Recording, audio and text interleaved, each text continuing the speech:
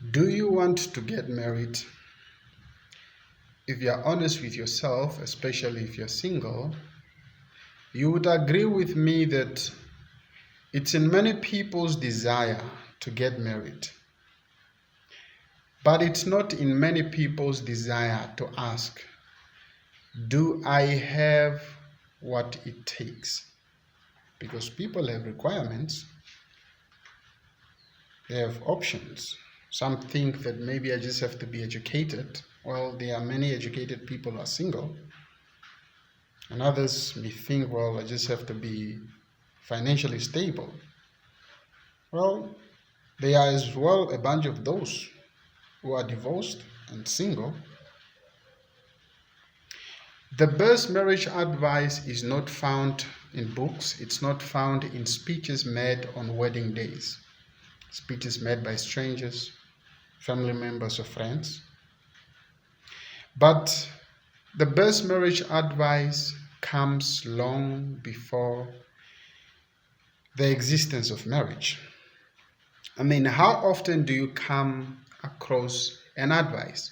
Let's say a good advice. How often do you take a good advice and apply it in your life instantly? Which may mean changing the way you do things, the way you think, the way you talk, the way you dress, or the way you walk. You hardly do that.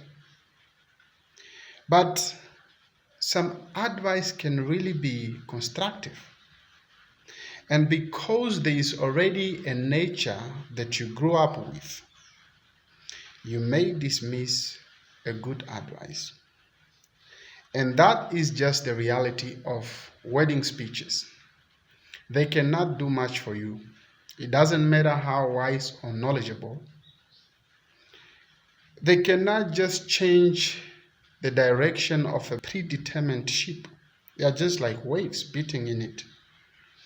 That is us, human beings. There is a nature that has been groomed since childhood, and changing that nature in a day on your wedding is not just realistic.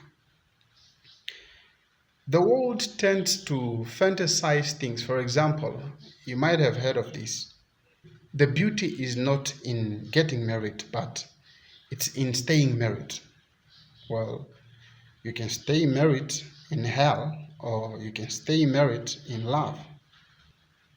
The question is, do you want hell or love? This is my point.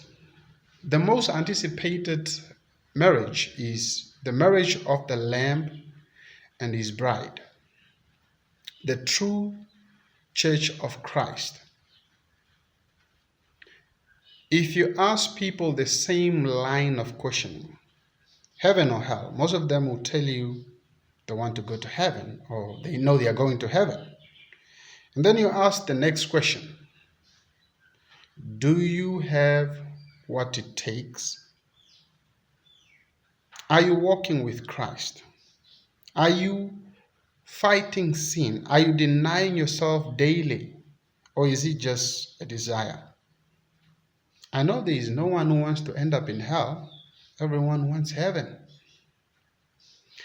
But the best marriage advice comes long before the wedding day.